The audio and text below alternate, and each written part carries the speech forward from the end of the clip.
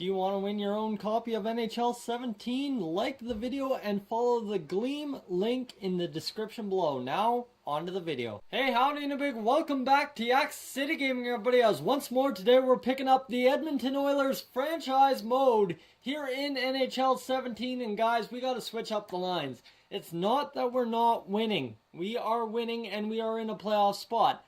But we need offense. That's all there is to it. So my whole theory behind this is Nugent Hopkins, McDavid, and Eberle on the top line.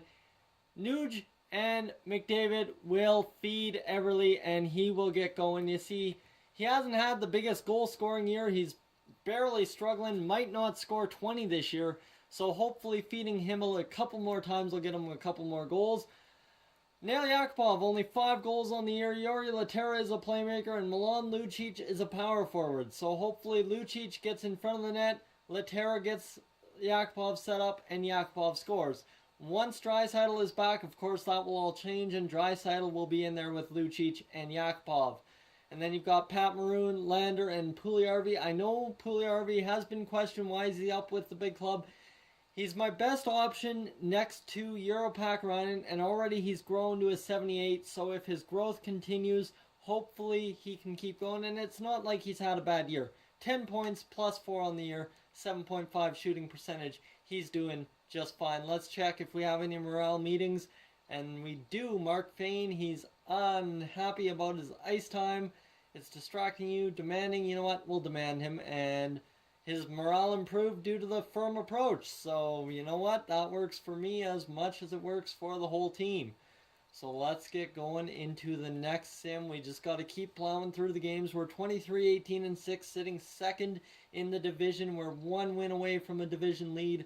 We'll go the next 5 games. Nashville, Calgary, Anaheim, San Jose, and Minnesota. So a West Coast streak, and Leon Draisaitl is back available for us to play, so that's huge. We'll get Jori Lehtera down in there, and you know what, let's get our man Draisaitl back in there, the 86 overall centerman, two-way forward. He's back in, so he fills in. And owner goals updates, I have updated goals based on the status of the team.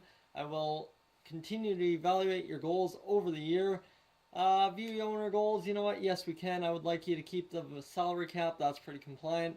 I want us to win our regular season home opener, well, okay.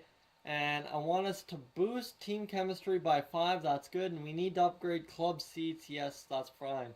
So there we go. Against Nashville, what are we going to get? Hopefully a win, 3-1 win, there we go. We're within 1 of the division lead. Shootout loss, that keeps pace.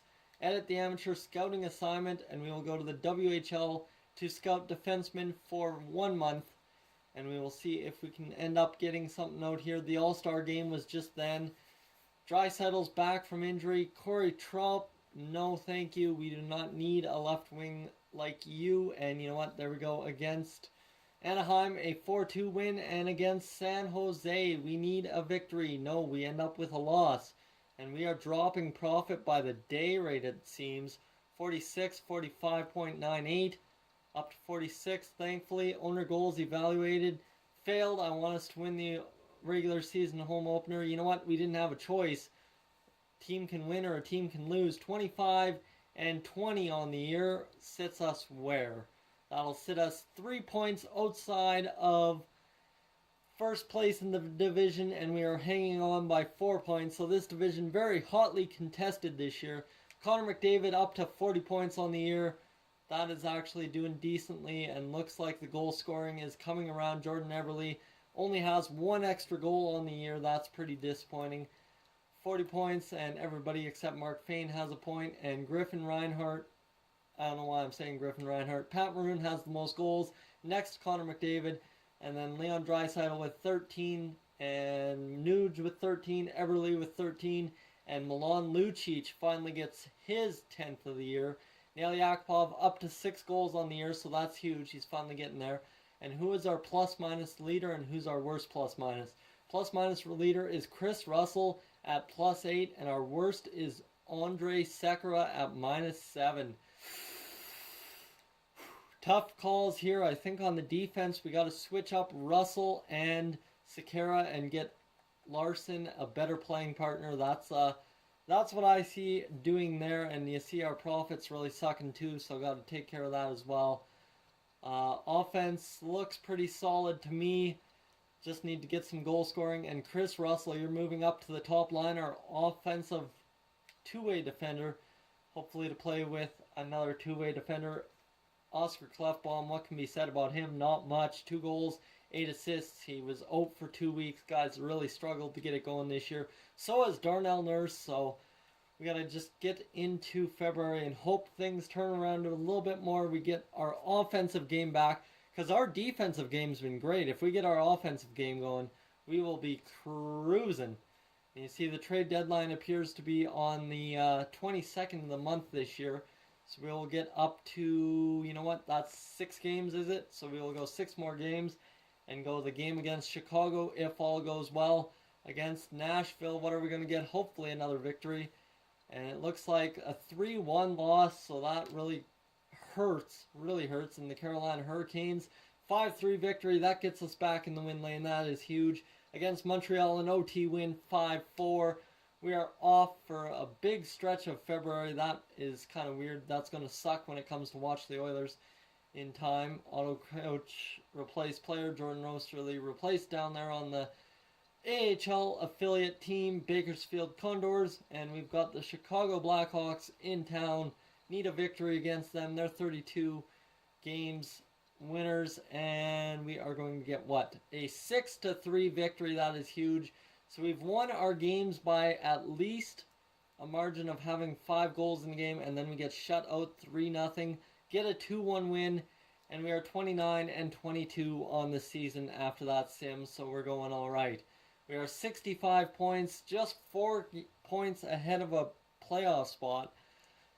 Rough times as we are trying to find our offense this season, and it looks like maybe no, we still have not found our offense. McDavid scored 45 points in that game, or in that sim, and man, Jordan Eberle had 4 goals, so our goal scoring all of a sudden pumps up to having Yuri Laterra in there as well. Alright, this team actually scoring points finally. Zach Cassian 6 goals, Nail Yakupov 6 goals. What are we in offensive points? Let's see, 45, 40, 36, 34. At least 6 guys who have 30 points. That's good. And Pat Maroon and Yuri Laterra will get up there in points right away as well. So Yakupov not having a bad offensive season, really. He's had 30 points, so if he can get to 40, we'd be doing great.